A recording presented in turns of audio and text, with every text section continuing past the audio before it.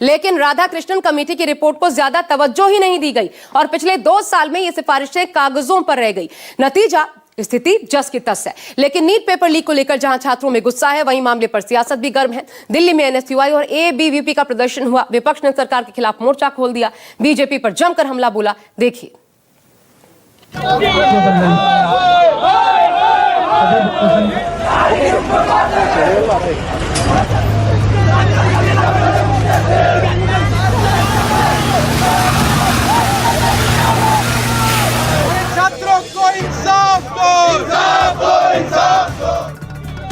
NEET paper leak होने से छात्र परेशान हैं।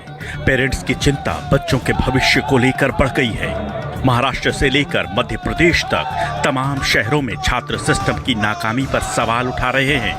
जो मेहनत करी मैंने, इतने सारे मॉक टेस्ट दिए, कंटिन्यूसली पढ़ाई करी, उसका क्या मतलब हुआ अगर ये पेपर लीक ही होना था? और क्या गारंटी कि आगे ये नहीं होगा? फाइनली जब ये न्यूज़ आती है कि पेपर लीक हो गया है, तो इससे कहीं ना कहीं घर वालों का भी एक मोटिवेशन जो बना हुआ था कि हमारा बच्चा कर लेगा या उसको हम कहीं ना कहीं ले जाके एमबीबीएस में बिठा देंगे, उसको डॉक्टर बना देंगे, वो ड्रीम उनका पूरी तरीके से टूट जाता है यहाँ पे आके। हमने नहीं सोचा था कि इस बार भी पेपर लीक होगा, बट इस बार भी हुआ। इजी पेपर आने के बाद भी लीक हो गया, तो फिर बहुत ज़्यादा डिसअपॉइंटमेंट है गवर्नमेंट से भी और एनटीए से भी। इसकी क्या गारंटी है कि वो वापस लीक नहीं होगा? अगर वो अपने फ्यूचर डॉक्टर्स के साथ ही ऐसा होगा। मुंबई में भी कई छात्र इस बार तैयारी के साथ एग्जाम में बैठे थे। उन्हें उम्मीद थी कि एडमिशन मिल जाएगा, लेकिन पेपर लीक होने और परीक्षा रद्द होने से वो मायूस हो गए हैं। मैं तो 2 साल से मेहनत कर रहा हूँ, इसके लिए मैंने कई रातें जगी है ये एग्ज़ाम देने के लिए। फिर पता चलता है कि पेपर लीक हो गया है, कुछ बच्चे चीटिंग से पास कर जा रहे हैं और हम यहाँ मेहनत करके, तो सर बुरा तो बहुत लगता है। कुछ चंद पैसों के लिए लोग बच्चों का फ्यूचर बर्बाद कर देते हैं। बुरा तो लगता है क्योंकि घर वाले भी बहुत फीस भर के पढ़ाते हैं अच्छे इंस्टीट्यूट में। क्या उम्मीद करती हैं आप? मैं गवर्नमेंट से तो ऐसा कुछ उम्मीद नहीं रखती हूँ, क्योंकि इंडिया का एजुकेशन सिस्टम बहुत गंदा हो चुका है, इसलिए गवर्नमेंट से तो कुछ उम्मीद नहीं है। कितना बड़ा झटका आया as a student? As a student तो सर ये बहुत बड़ा झटका है। मतलब कोई भी परिवार के लिए इंडिया में, चाहे छोटे से घर से हो या चाहे बड़े घर से हो, जो बच्चा बहुत मेहनत कर कर चल रहा है साल भर से या 2 साल से 3 साल से, उसके लिए तो मतलब ये वाला जो पेपर का जो झटका है ये बहुत बड़ा है, मतलब बहुत बड़ा झटका है ये। पटना में नीट पेपर रद्द होने से छात्रों में मायूसी है। छात्रों का कहना है कि उन्होंने मेहनत की थी, लेकिन सिस्टम की खामियों की सजा उन्हें मिल रही है। अभी तक एक तरफ जहां अभी एनटीए की तरफ से कोई नई तारीखों का ऐलान नहीं हुआ, वहीं दूसरी तरफ जो तैयारी करने वाले स्टूडेंट थे, अब वो पिछले 24 घंटे से इस बात को लेकर सशंकित है कि अब अगला परीक्षा का डेट कब आएगा। फिर से तैयारी शुरू करना पड़ेगा। अभी टेंशन तो हो रहा है, लेकिन अब क्या ही करेंगे, करना तो पड़ेगा तैयारी फिर से। पता नहीं कब डेट आने वाला है, कोई आइडिया नहीं है, कुछ समझ में भी नहीं आ रहा है। पूरी तरह से हम लोग एक दिन हो गया है, पूरी तरह से पूरा हम लोग क्या बोले, बहुत ज़्यादा परेशानी लग रहा है। फ्रेंड्स का जो भी मेरिट हो रहा है उसका डाउनफॉल हो रहा है। गवर्नमेंट को ज़्यादा मतलब कि इस पे ना इस पे ध्यान देना चाहिए। मतलब कि जो भी स्ट्रेस हो रहे हैं, 2 इयर्स का जो भी मतलब कि जो भी हार्ड वर्क था स्टूडेंट्स का, उसका वो हो रहा है। छात्रों को जहां भविष्य की चिंता सता रही है, वहीं मामले पर सियासत भी तेज हो गई है। दिल्ली में पहले एबीवीपी के कार्यकर्ताओं ने एनटीए ऑफिस के बाहर छात्रों के समर्थन में प्रदर्शन किया। जमकर पुलिस के साथ धक्का मुक्की हुई, कार्यकर्ताओं को पुलिस ने खदेड़ा। इसके बाद यूथ कांग्रेस के कार्यकर्ता भी सड़क पर उतर आए और सरकार के खिलाफ जोरदार प्रदर्शन किया।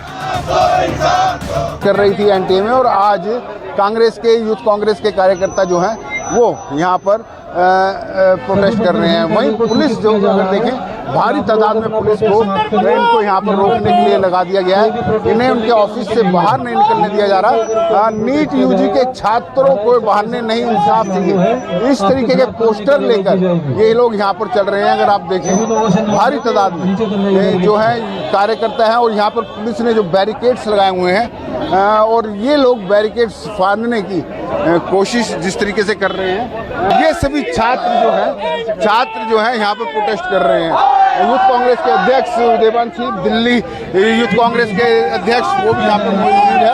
और इस तरीके के बैनर पोस्टर हाथ में लेके पेपर माफिया को कौन सरदार, 22 लाख सपनों का सौदा बंद करें, इस तरीके के पोस्टर्स जो हैं वो इनके हाथ में और यहाँ पर प्रदर्शन कर रहे हैं। देश भर में इस तरीके के प्रदर्शन चल रहे हैं नीट के जो पेपर लीक हुए, और ये कोई पहली बात नहीं है, पिछले कुछ सालों से लगातार पेपर लीक हो रहे हैं, रद्द किए जाते हैं। इसको लेकर देश भर में आक्रोश है। कांग्रेस ने पेपर लीक मामले में बीजेपी को घेरा है। पूर्व सीएम अशोक गहलोत ने सवाल उठाया है कि एसओजी ने मामले में एफआईआर दर्ज क्यों नहीं की। बार बार पेपर लीक होना बीजेपी की नाकामी है। तो वहीं आम आदमी पार्टी के संयोजक अरविंद केजरीवाल ने भी सरकार पर हमला बोला। गंभीर मामला रहा है और जो पकड़ा गया है बीजेपी का जो नेता है, कहते हैं उनके परिवार के 5 लोगों की नौकरी पहले लग चुकी है। तो ये जांच का विषय है। ये बिना मतलब के कांग्रेस सरकार को बदनाम करते हैं।